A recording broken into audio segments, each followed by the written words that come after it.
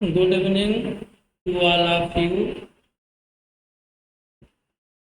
आप सभी लोगों का स्टडी विद के अरोड़ा में स्वागत है। आज ये मेरी फिजिक्स की पहली क्लास होगी। ये जो क्लास बनाई जा रही है आप लोगों के लिए, ये दोनों भाषाओं में रहेगी।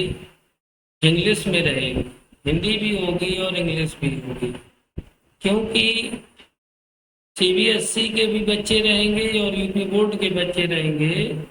दोनों बोर्डों को देखकर ये क्लास बनाई जा रही है और आप लोग स्टडी करेंगे। सप्ताह में 3 क्लासेस पढ़ेंगी, प्रत्येक संडे को, और बीच में वेडनेसडे को क्लास डाली जाएगी। क्योंकि वर्कलोड हम पर बहुत अधिक है, इसलिए हम पर डे क्लास नहीं दे सकते हैं, लेकिन सप्ताह में 3 दिन क्लास जरूर देंगे। ठीक है, सबसे पहले हम स्टडी करते हैं इंटरमीडिएट के सिलेबस पर। 2 बुक्स हैं और उन बुक्स में पहला पार्ट पर हम सिलेबस में थोड़ा आते हैं। Part 1।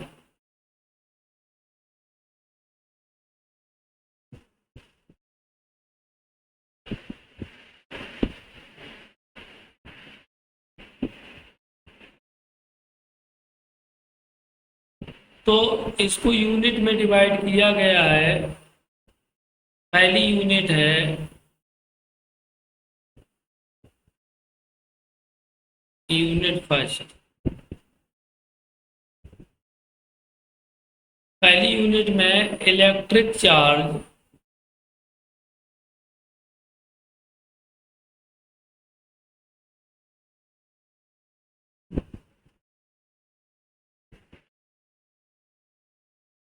And field.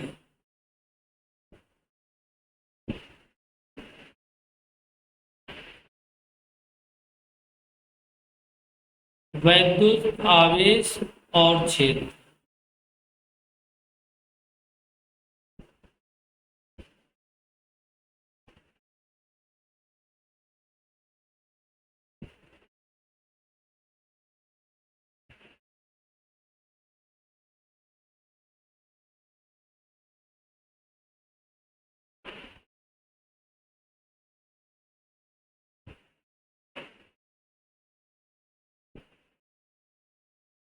Unit 2।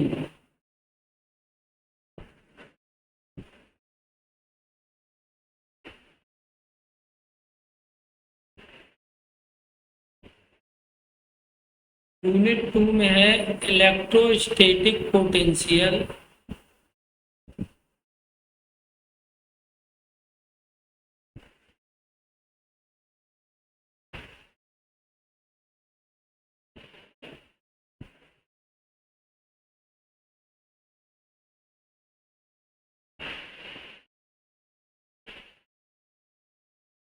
And capacitance.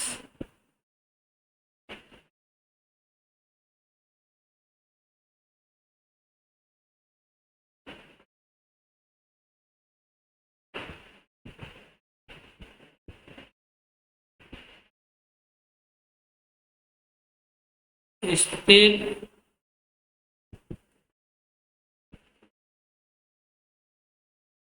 वैद्युत विभव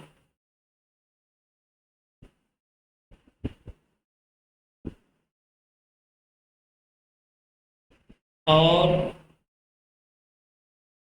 धारिता।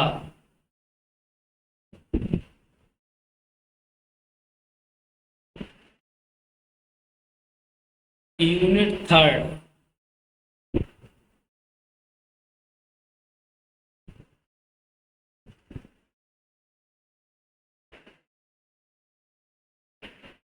करंट, इलेक्ट्रिसिटी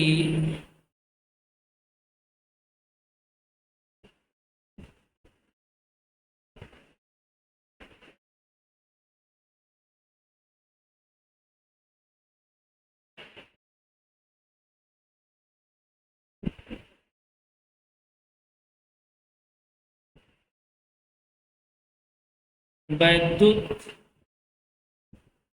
धारा।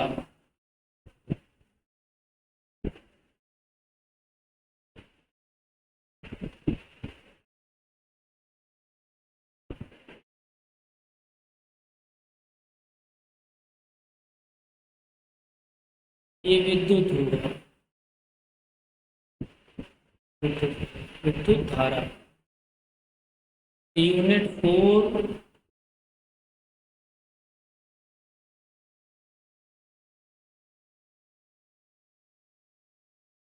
Moving charge.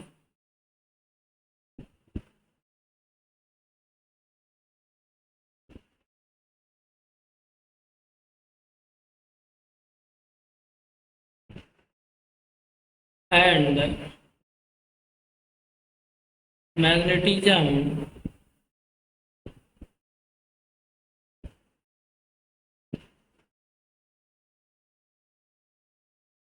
गतिमान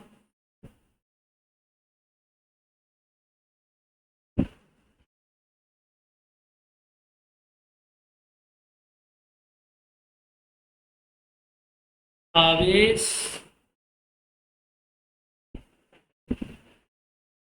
और चुंबकत्व।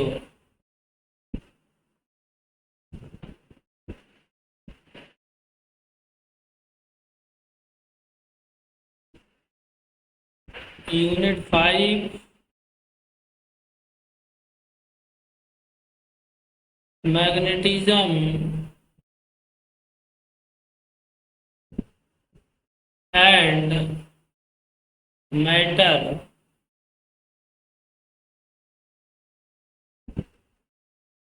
चुंबकत्व और पदार्थ।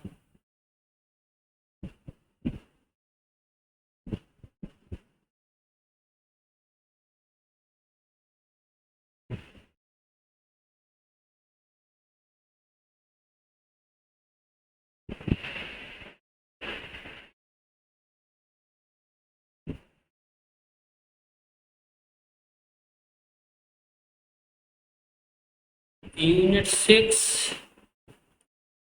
Electro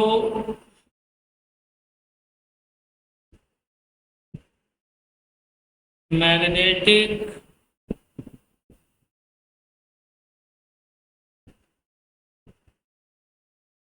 induction.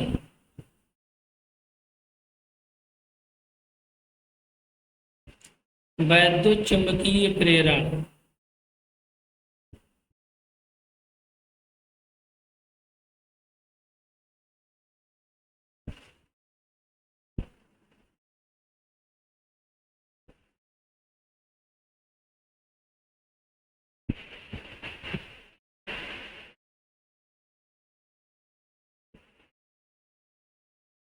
वैद्युत चुंबकीय प्रेरण। यूनिट 7,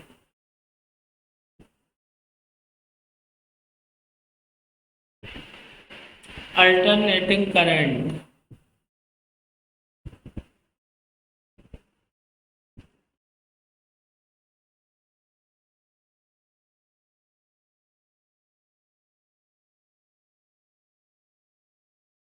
प्रत्यावर्ती धारा।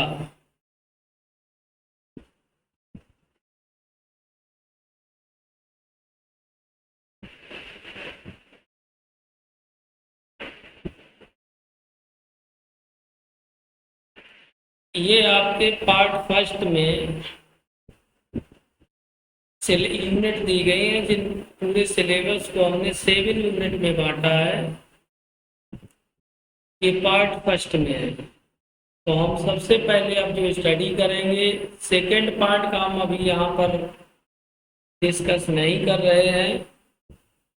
सिर्फ पार्ट फर्स्ट में 7 यूनिट है, और पहली यूनिट हमको पढ़ना है इलेक्ट्रिक चार्ज एंड फील्ड, वैद्युत आवेश और क्षेत्र। इसकी स्टडी हम लोग करेंगे। चलें देखते हैं इसमें क्या क्या है। पहले तो हम ये जाने, नेक्स्ट स्लाइड में चलते हैं और देखते हैं क्या क्या दिया गया अगली स्लाइड।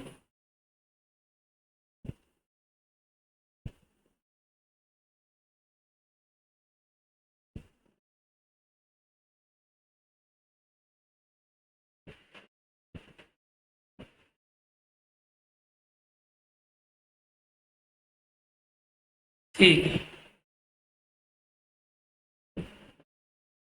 तो पहली यूनिट फर्स्ट,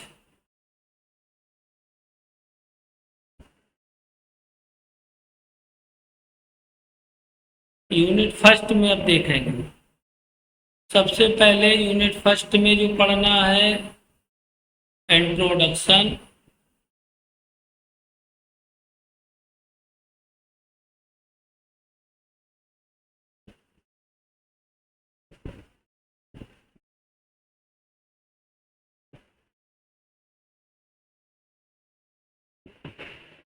परिचय, electric charge,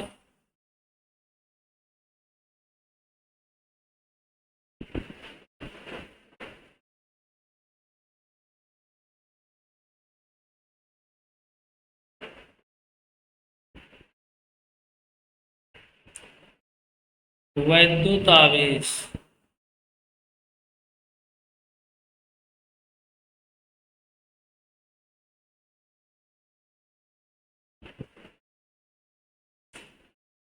conductors and insulators,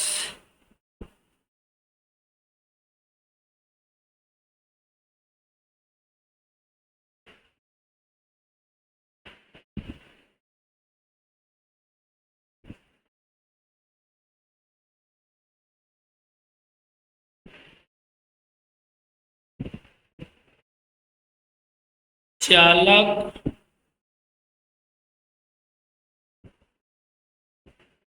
और अचालक या कुचालक, चालक और कुचालक,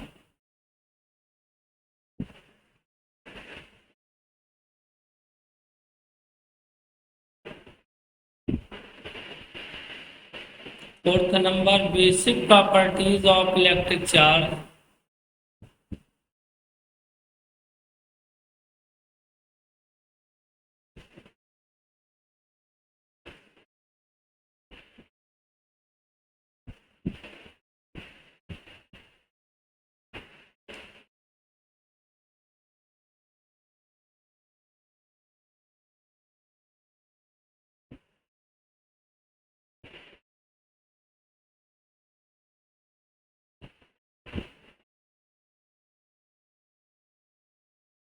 वैद्युत आवेश के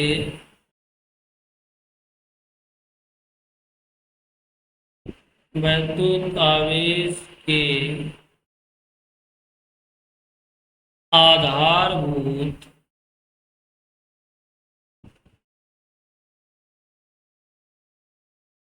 गुण,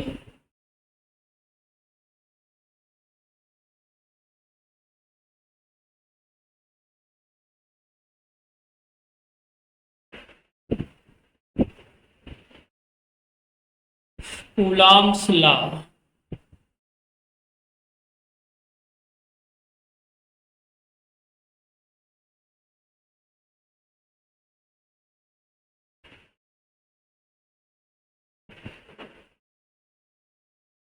कूलॉम का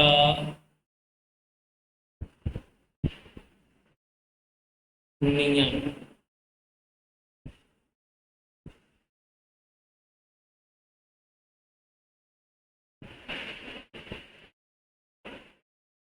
फोर्स बिटवीन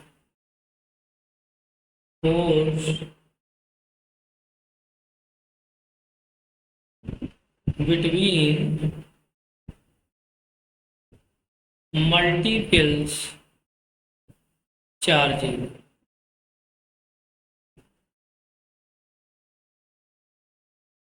विभिन्न आवेशों के बीच बल, विभिन्न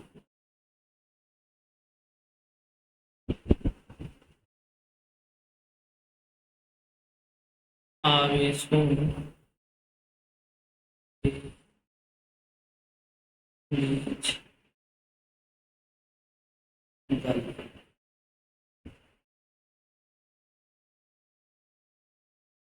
next, electric field,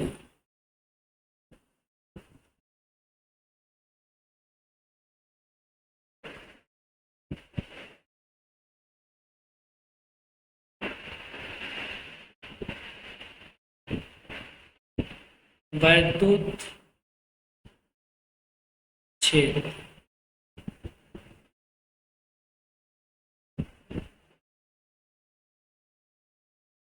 electric field of lines,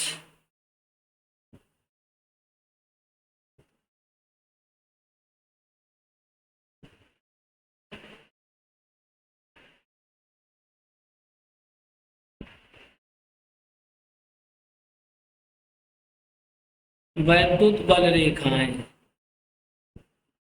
वैद्युत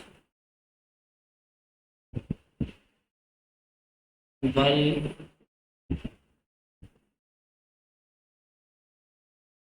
रेखाएं, इलेक्ट्रिक फ्लक्स, इलेक्ट्रिक फ्लक्स, वैद्युत फ्लक्स हिंदी में है, वैद्युत flux, electric dipole,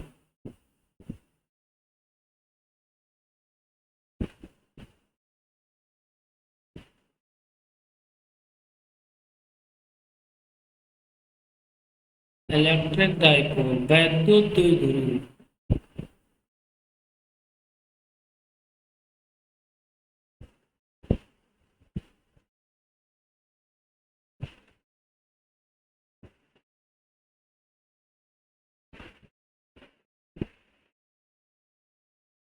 next slide पे आते हैं। अभी थोड़ा और रह गया है यूनिट 1 में, जो जो टॉपिक हमको पढ़ने हैं इंट्रोडक्शन से शुरू करेंगे और इलेक्ट्रिक चार्ज तक हम कवर कर लेंगे आज। देखते हैं फिर आगे समय मिलेगा तो आगे भी पढ़ाएंगे। तो इलेक्ट्रिक डाइपोल, वैद्युत द्विध्रुव डाइपोल, अगली स्लाइड पर आते हैं।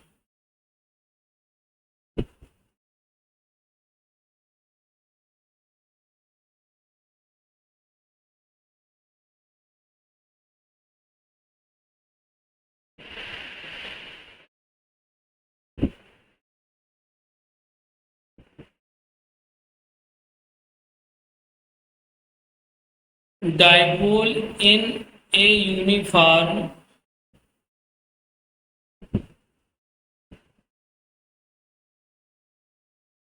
Dipole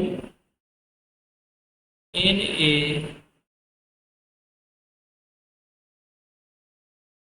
uniform external electric field इन ए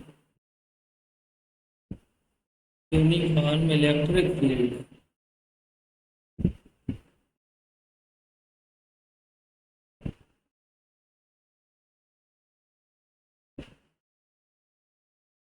एक समान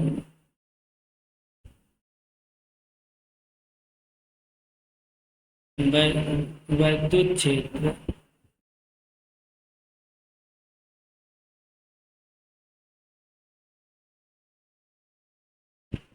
क्षेत्र में द्विध्रुव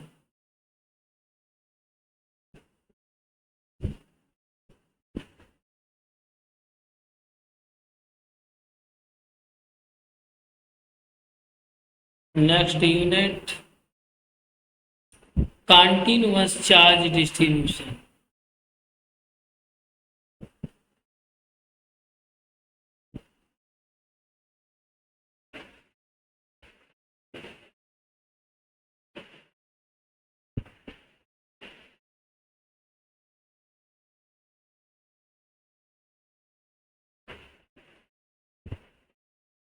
सतत आवेश वितरण यहाँ लगना चाहिए।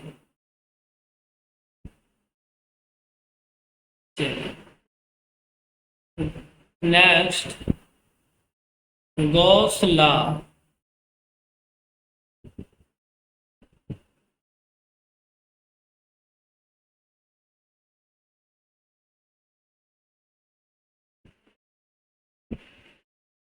गॉस का नियम। एप्लीकेशन ऑफ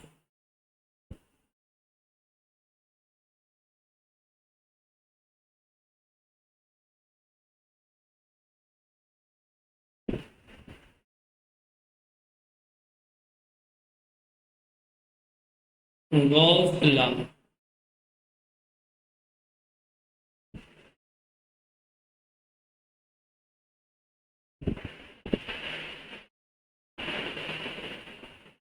गॉस नियम के अनुप्रयोग।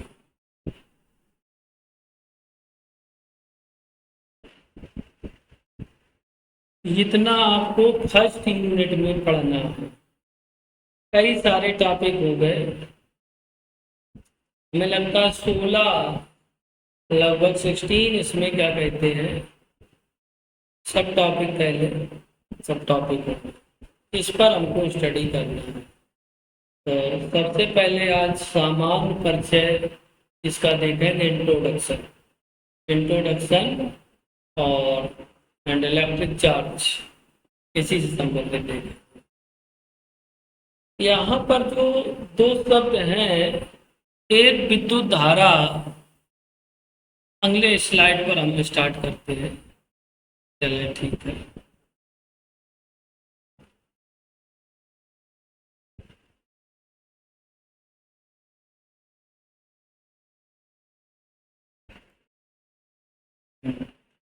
इंट्रोडक्शन।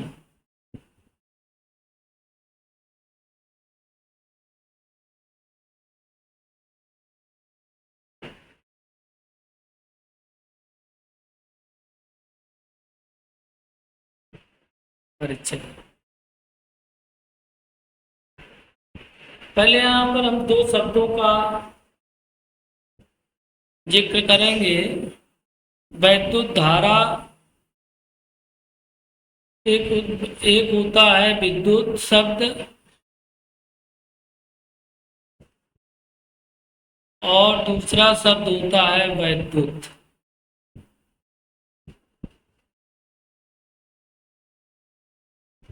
इस विद्युत को इंग्लिश में कहते हैं इलेक्ट्रिसिटी,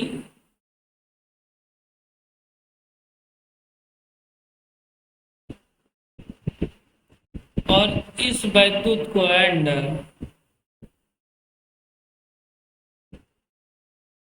इलेक्ट्रिकल।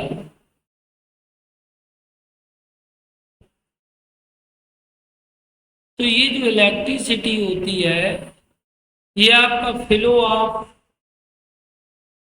इलेक्ट्रॉन्स किसी पदार्थ में या किसी चालक में इलेक्ट्रॉनों का जो फ्लो है, इलेक्ट्रॉनों का जो प्रवाह है, उसको इलेक्ट्रिसिटी बोलते हैं। जबकि इलेक्ट्रिकल जो वैद्युत है, वैद्युत ही थोड़ा गलत हो गया, जो वैद्युत है इलेक्ट्रिसिटी से संबंधित, जैसे इलेक्ट्रिक फील्ड हो गया, आपका पोटेंशियल हो गया, आपका चार्ज हो गया, जो विद्युत से संबंधित है उनको इलेक्ट्रिकल में स्टडी करेंगे, इलेक्ट्रिकल कहेंगे, वैद्युत कहेंगे। तो ये दो शब्द थे, इनके बारे में हमने जिक्र किया। अब देखिए चार्ज के बारे में, जो चार्ज की संकल्पना आई, कैसे आई। लगभग 2500 वर्ष पहले एक वैज्ञानिक थे थेल्स, उन्होंने ऑब्जर्वेशन किया कि एम्बर नामक पदार्थ को, या एम्बर लकड़ी होती है, अंबर नामक लकड़ी को या पदार्थ को पहले ऊन से रगड़ा जाता।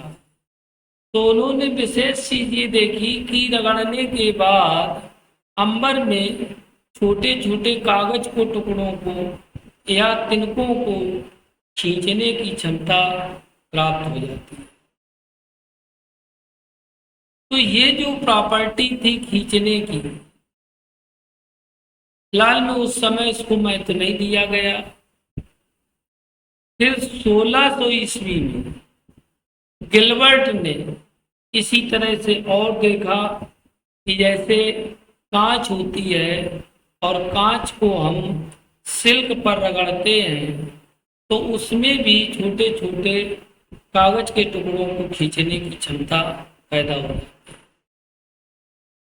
जैसे एबोनाइट की छड़ ले लें, कैट स्किन से रगड़े, बिल्ली की खाल से रगड़े एबोनाइट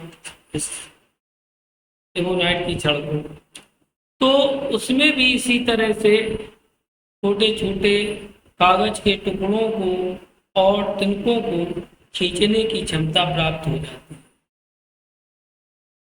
इसका एक्सप्लेन वो भी ज़्यादा नहीं कर पाए, और जब हम गिलास के छड़ को सिल्क से रगड़ते हैं तो ये 1750 में बेंजामिन फ्रैंकलिन ने जो गिलास को रगड़ा सिल्क से और एबोनाइट को रगड़ा कैट स्किन से,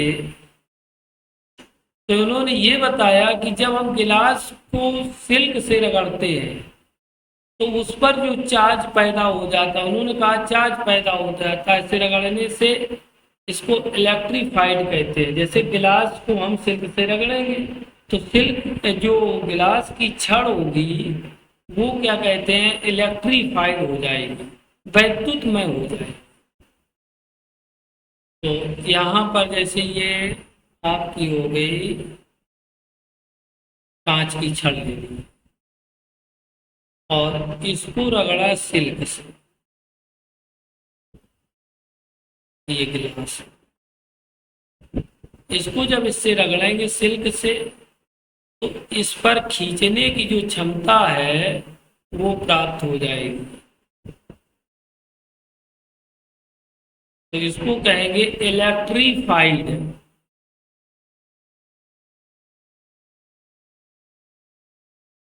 वैद्युतमय।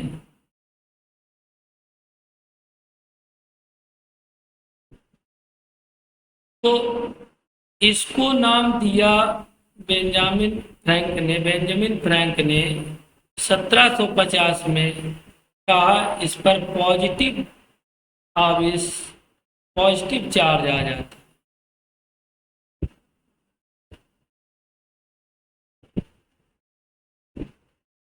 धनात्मक आवेश।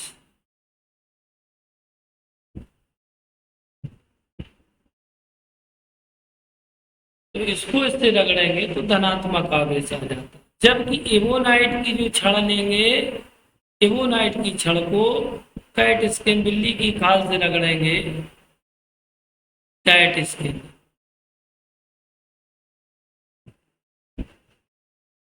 बिल्ली की खाल,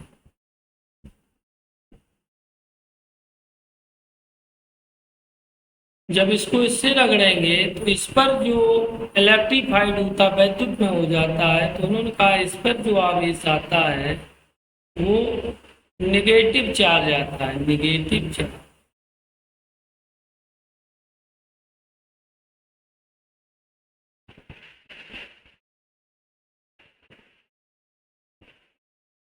ऋणात्मक आवेश, इसको कहेंगे ऋणात्मक आवेश। तो इस पर ऋणात्मक आवेश आ जाता है।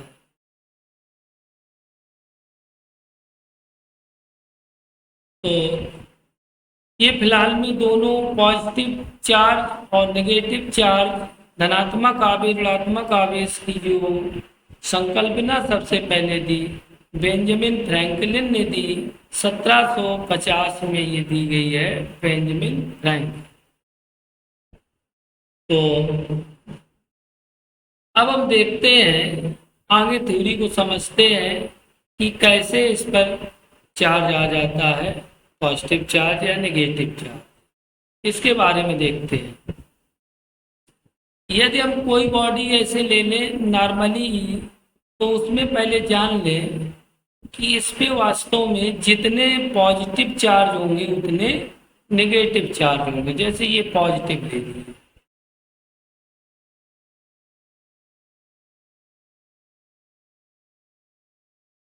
ये नेगेटिव ले ली, तो 5 पॉजिटिव है 5 नेगेटिव है, तो बॉडी इस समय न्यूट्रल है, उदासीन, अर्थात इस पर कोई भी चार्ज नहीं है, कोई भी आवेश नहीं है, ये उदासीन है।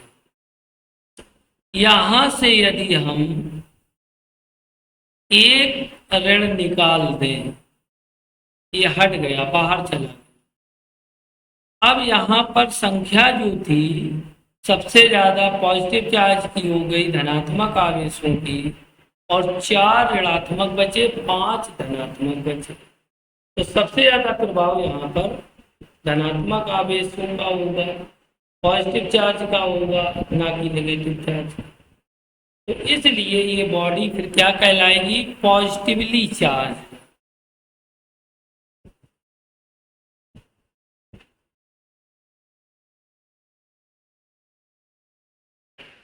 तो ये पॉजिटिवली चार्ज होगी, धनात्मक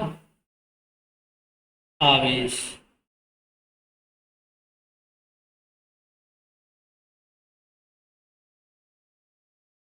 तो ये धनात्मक चार्ज।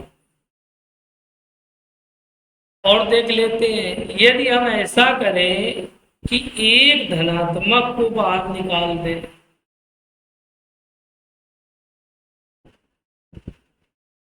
ये बाहर चला गया, तो फिर से न्यूट्रल हो जाएगी, क्योंकि 4 जो है आपके पॉजिटिव चार्ज और 4 नेगेटिव चार्ज, फिर से न्यूट्रल हो गई।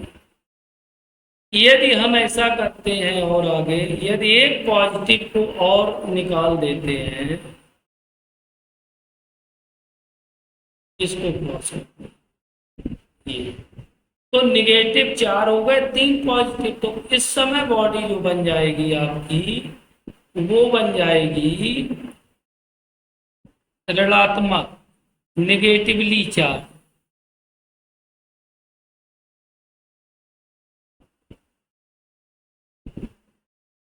ऋणात्मक आवेश, तो ऋणात्मक बन गई। अब हम क्या करें कि यदि एक ऋणात्मक निकाल दें, तो 3 धनात्मक और 3 ऋणात्मक हो गए। ऐसी स्थिति में बॉडी फिर से उदासीन हो गई। मेरे कहने का मतलब ये है कि जो भी बॉडी चार्ज होती है, आवेशित होती है, चार्ज होती है, तो उसका उसकी जिम्मेदारी, रिस्पॉन्सिबिलिटी पॉजिटिव चार्ज और नेगेटिव चार्जों की होनी चाहिए। यदि अभी यहाँ एक चीज और है, जैसे 3 नेगेटिव है और 3 पॉजिटिव है, यदि हम एक नेगेटिव इसमें ला दें, बाहर से इंट्रोड्यूस कर दें, तो इसमें 4 नेगेटिव हो गए, तब भी बॉडी हमारी न्यूट्रल थी, नेगेटिव कर। यदि एक आवेश, धनात्मक आवेश को इसमें डाल दें, फिर 4 हो जाएंगे, फिर आपका उदासीन हो जाएगा पदार्थ। तो इस तरह से हम देखते हैं कि किसी बॉडी को चार्ज आवेशित करने में, चार्ज करने में धनात्मक आवेश या ऋणात्मक आवेश का आना या जाने के कारण, निकल जाने के कारण, या अंदर आ जाने के कारण जो वस्तु है हमारी आवेशित हो जाती है, या हाँ ऋणात्मक आवेशित या धनात्मक आवेशित negative charge and positively charge होता है। तो ये संकल्पना जो थी, ये शुरुआत में दी गई, लेकिन फिर इसमें देखा गया, थोड़ा हम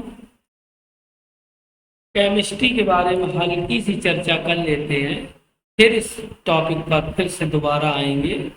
ठीक है, यहाँ पर देखते हैं, नेक्स्ट स्लाइड पर चलते हैं और समझते हैं।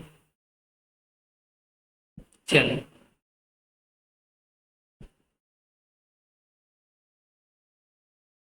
परमाणु, एटम,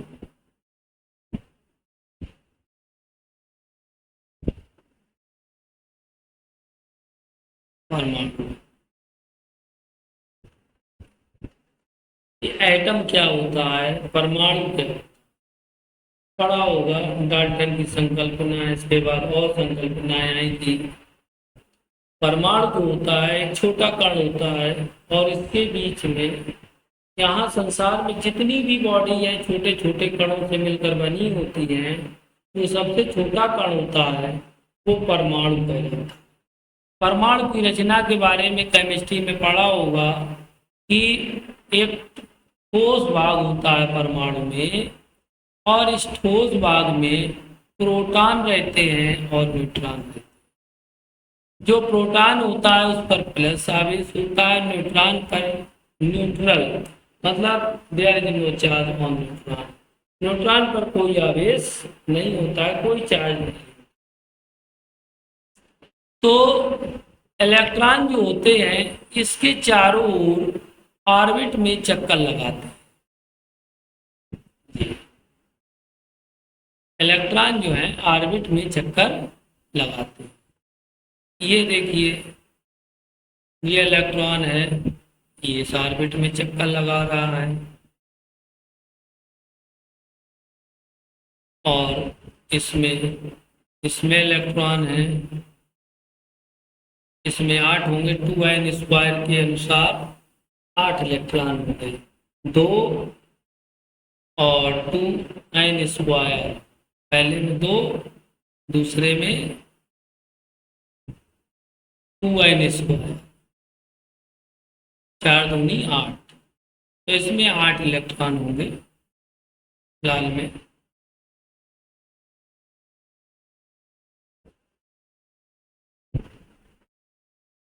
ये 8 होंगे।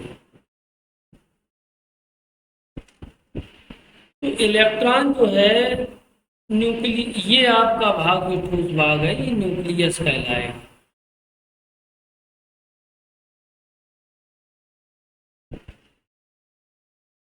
ये न्यूक्लियस होता है, और न्यूक्लियस के चारों ओर चक्कर लगाते हैं।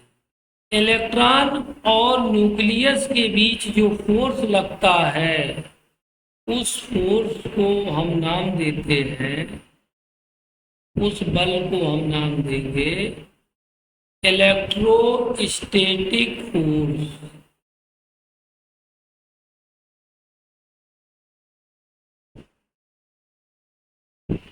इलेक्ट्रोस्टैटिक फोर्स, वैद्युत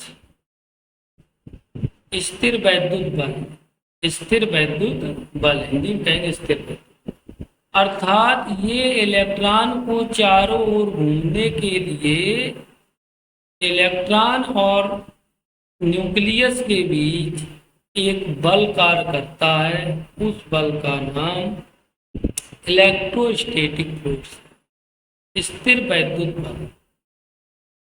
इसी के कारण ये इलेक्ट्रॉन जो है ऑर्बिट में चक्कर लगाया करते हैं, ऑर्बिट से बाहर नहीं जा पाते। ये सेकंड नंबर की ऑर्बिट है, इससे थर्ड नंबर होगा, फिर फोर्थ होगा, फिर फिफ्थ होगा, कई सारी ऑर्बिट होंगी। तो कुछ इलेक्ट्रॉन जो हैं इससे न्यूक्लियस से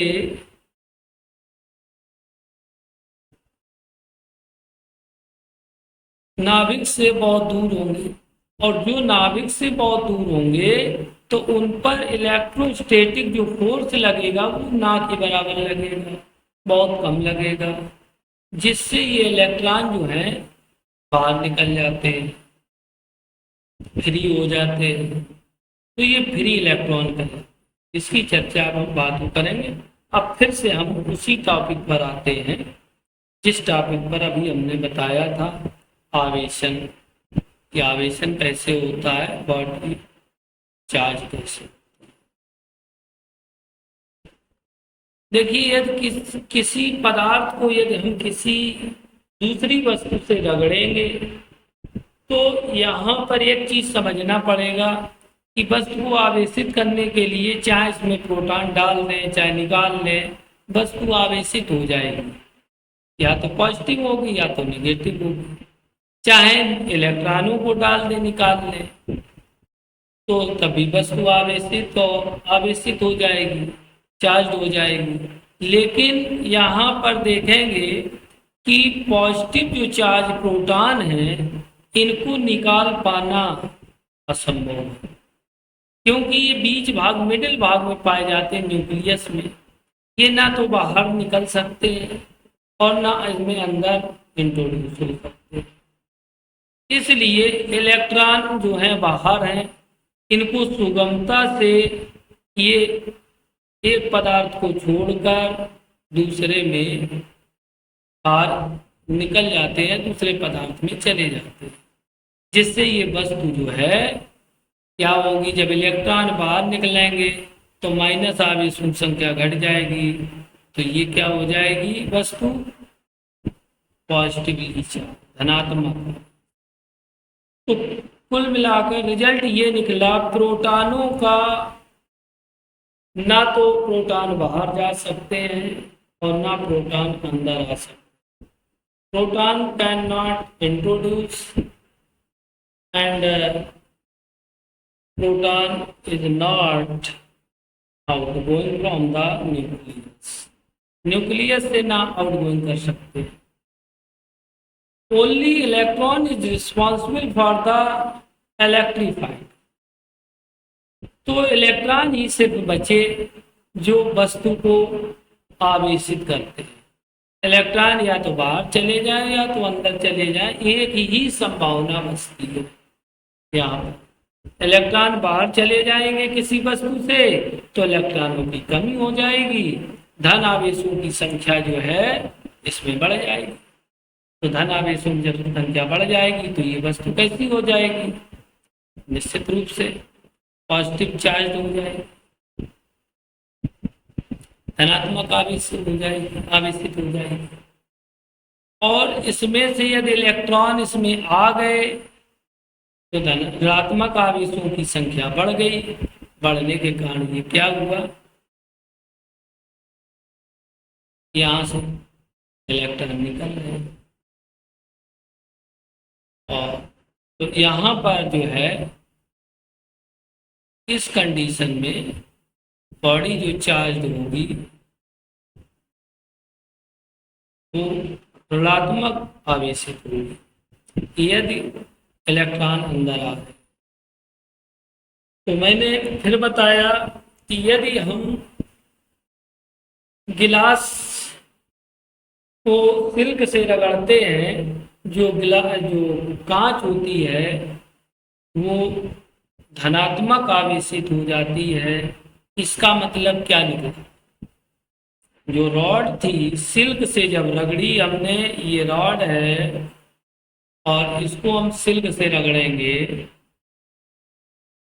तो इसके जो इलेक्ट्रॉन हैं, अभी ये न्यूट्रल है लेकिन इलेक्ट्रॉन जो है दोनों बराबर है, प्रोटॉन और न्यूट्रॉन इसमें अभी बराबर है, लेकिन जब इससे रगड़ा तो इसके कुछ इलेक्ट्रॉन जो हैं इसमें चले गए सिल्क में। अब जब सिल्क में चले गए तो इसमें धन आवेशों की संख्या बढ़ गई प्रोटॉन की, तो ये हो गया पॉजिटिवली चार्ज।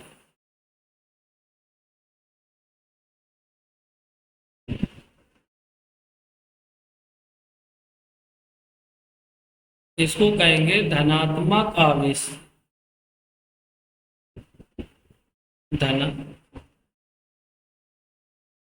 धनात्मक आवेशित, वस्तु धनात्मक आवेशित। इसलिए ये जो थी इलेक्ट्रॉन मॉडल पर आकर संकल्पना को समझ में आया और ये सिल्क पर पहुंचा है और सिल्क कैसा हो गया, ऋणात्मक, निगेटिवली चार्ज।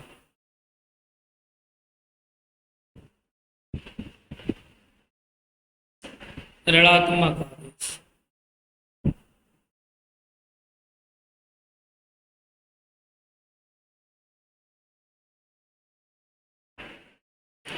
तो ये ऋणात्मक आवेशित हो गया, इसकी संकल्पना समझ में आ गई। जबकि एवोनाइट की छड़ को जब हम पैट स्किन से रगड़ते थे, इस छड़ को कैट स्किन से रगड़ते हैं। ठीक है, ये कैट स्किन। बिल्ली की खाल से रगड़ते हैं। जब हम इसको इससे रगड़ते हैं तो इसके इलेक्ट्रॉन जो थे इस पे आ जाते हैं, जिसके कारण ये बॉडी हो जाती थी नेगेटिवली चार्ज।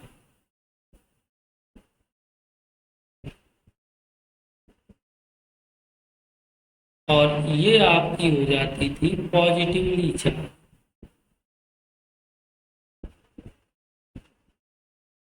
हम बार बार नहीं लिख रहे हैं, ऋणात्मक आवेश धनात्मक आवेश इतना तो याद कर लीजिए। तो ये आपकी नेगेटिवली चार्ज हो गई और ये पॉजिटिवली चार्ज हो गई।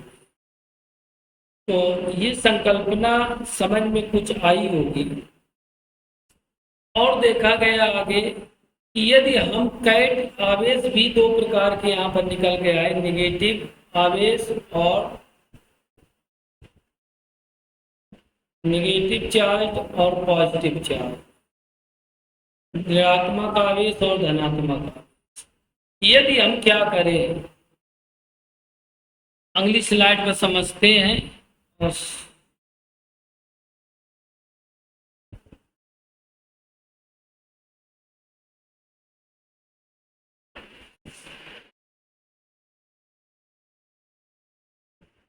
अगली स्लाइड पर समझते हैं। यदि हम गिलास रॉड को यहाँ पर लटका दें, कांच से रगड़कर लटका दें, एक दूसरी कांच की छड़ इसके पास लाएं, उसको भी सिल्क से रगड़ के लाएं, दोनों को सिल्क से रगड़ा गया, इसको लटका दिया गया, ये लटकी हुई है।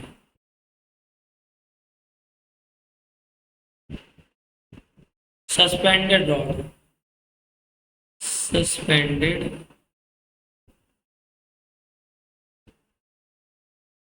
गिलास रॉड, लटकी हुई गिलास की छड़, कांच की छड़।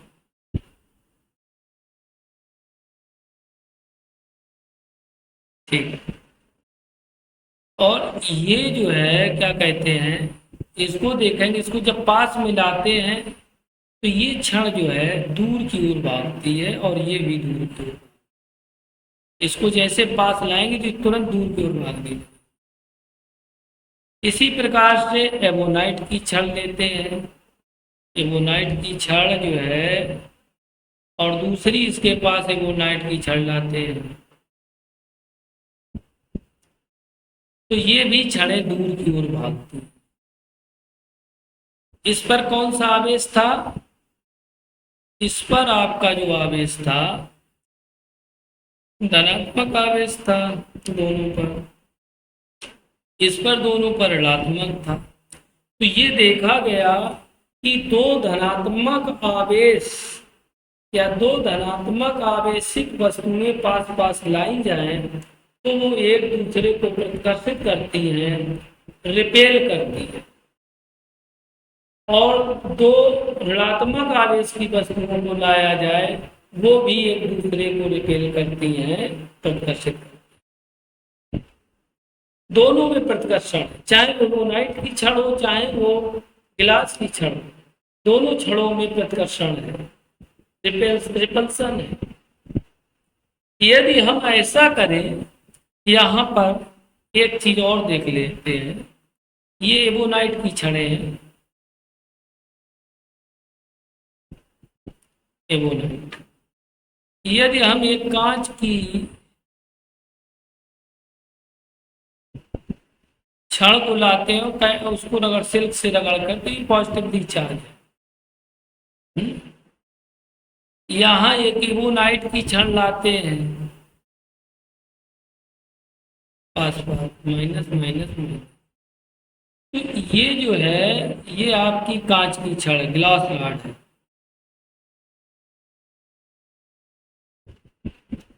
और ये एबोनाइट रॉड है।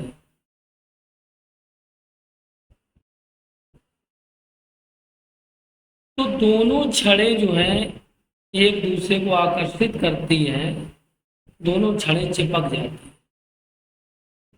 तो यहाँ पर देखा गया दो समान आवेश, चाहे वो प्लस प्लस हो और चाहे माइनस माइनस हो, दोनों समान आवेश हैं तो वो प्रतिकर्षण करेंगे, और दोनों यदि असमान आवेश हैं तो वो आकर्षण करेंगे। Like charge repels to each other, unlike charge attract to each other। समान आवेश आपके एक दूसरे को आकर्षित करते हैं और असमान आवेश आपके एक दूसरे को अट्रैक्ट करते हैं, आकर्षित करते हैं। तो ये देखा कि जब हम किसी एक वस्तु को दूसरी वस्तु से रगड़ते हैं तो वस्तु जो है आवेशित हो जाती है। इसी को आवेश कह सकते हैं कि वस्तु आवेशित हो गई, और यही जो चार्ज होता है यही आवेश कहलाता है आपका। एक और उदाहरण ले लेते हैं कि यदि ड्राई हेयर है, सूखे बालों पर एक कंघा रगड़ा जाए तो उसको भी छोटे छोटे कागज के टुकड़ों की ओर लाएंगे तो कागज के टुकड़े जो है वो भी खिंचने लगते हैं। तो इस तरह से आपने देखा कि वस्तु को दूसरी वस्तु से रगड़ने पर जब इलेक्ट्रॉनों का आदान प्रदान उनके बीच होता है तो निश्चित रूप से जो दोनों वस्तुएं हैं वो आवेशित हो जाती हैं।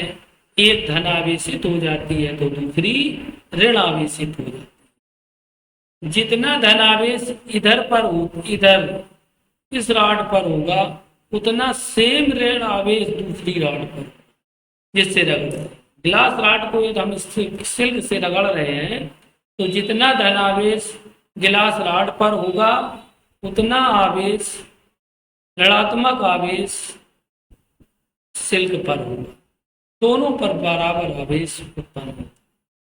तो यहाँ पर एक चीज और निकल कर आती है कि जो आवेश होता है ना तो उसको उत्पन्न कर सकते हैं और ना तो नष्ट कर सकते हैं, दोनों,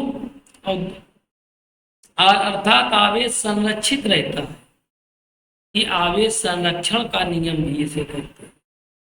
आवेश संरक्षण का नियम क्या है? Conservation of the charge. Charge can not be created not destroyed, it is conserved.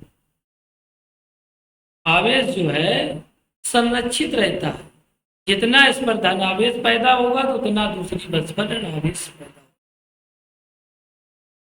तो ये समझ में फिलहाल में आ गया होगा।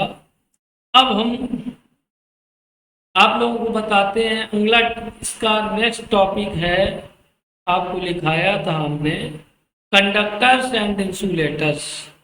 नेक्स्ट स्लाइड पर आते हैं।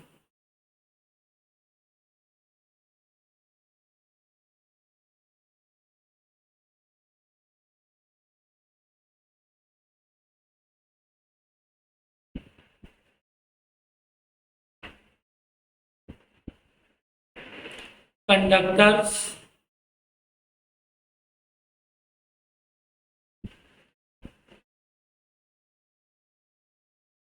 एंड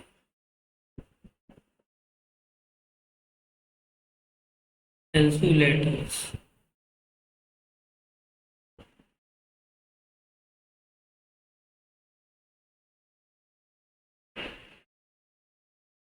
चालक और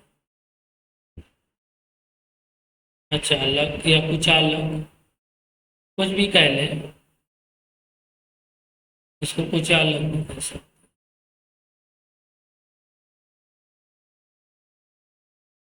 इसको थोड़ा समझा देते हैं। पहले कंडक्टर्स,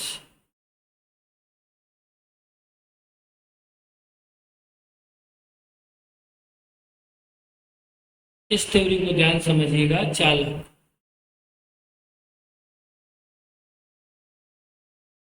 इलेक्ट्रॉन मॉडल इसके आधार पर इसको समझाते हैं। जितनी भी ब्रह्मांड में वस्तुएं हैं, मैंने बताया वो छोटे छोटे कणों से मिलकर बनी होती हैं। प्रत्येक कण जो होता है परमाणु कहलाता है।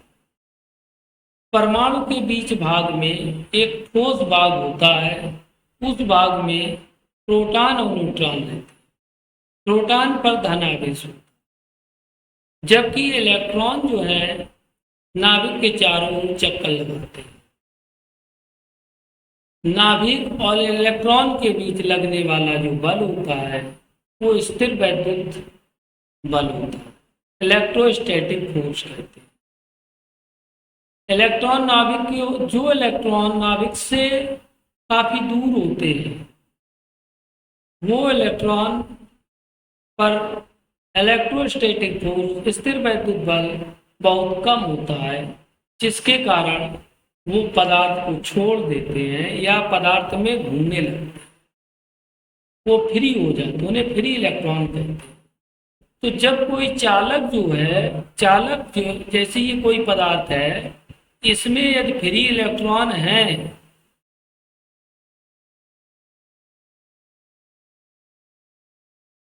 यदि ये फ्री इलेक्ट्रॉन है तो इन्हीं फ्री इलेक्ट्रॉनों के कारण जो वैद्युत धारा होती है एक एंड से दूसरे एंड तक, ये आवेश को अपने साथ ले जाते हैं इलेक्ट्रॉन।